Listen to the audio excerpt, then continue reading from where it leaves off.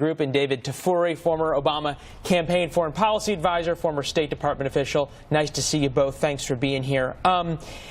Beverly, giving Congress something to do ordinarily puts the power back to the people, but at the same time, Congress has had, shall we say, an abysmal track record over the past 8 months getting anything that President wants done.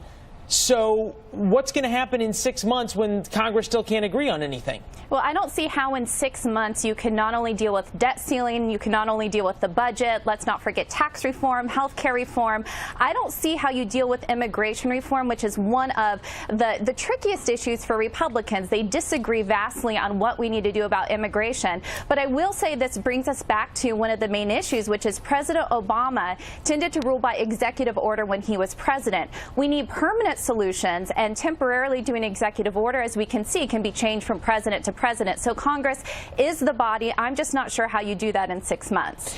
David, this brings up an important point as it relates solely to DACA. You seem to have almost universal agreement that people want to keep DACA. Or they don't want to deport dreamers, shall we say, whether it's keeping DACA or legislatively changing the laws. But we don't want to deport the dreamers. It seems to be a universal feeling. President Trump saying he loves the dreamers.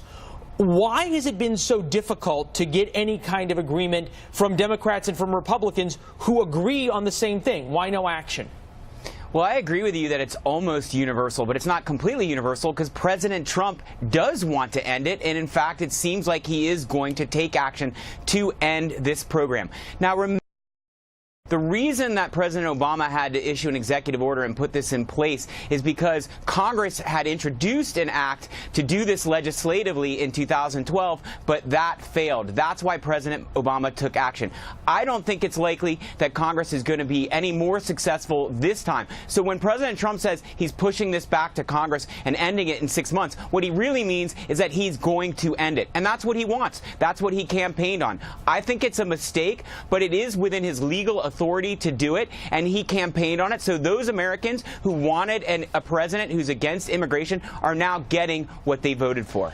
Beverly, the one thing about the DACA program that we have found out is that it is a terrible optics issue for any Republican who comes out against it. And it is a made-for-television and made-for-newspaper issue, as it is so easy to find some really heart-stirring stories of people who are benefiting from DACA, a paramedic who's down helping people right now, and Hurricane Harvey was recently profiled. So by doing this and pushing it off to Congress, does the president run the risk of a very bad time bomb going off in 6 months if it actually effectively ends? And as David points out, Congress isn't able to do anything on it? Well, I think the fact that we've even seen him change his rhetoric on this since the campaign trail means that he definitely is concerned. But I think this is the larger concern. We've seen this with various issues where President Trump will say, Congress, you decide, and then I'll vote on it. This was what happened when it came to health care reform. And I think what people are looking for is a president who can stand by what he did campaign on, whether you agree with what he campaigned on or not.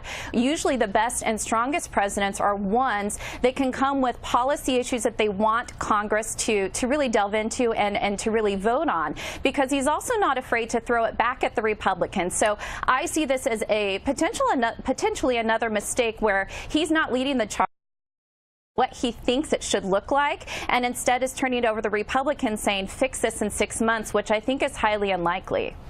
It seems as though, David, that the Republicans aren't going to get much help from the Democrats on this on Capitol Hill. Do you agree with that sort of Machiavellian approach to politics by the Democrats right now, or is it time for some moderate Democrats to start making some concessions and being willing to join their moderate Republican friends?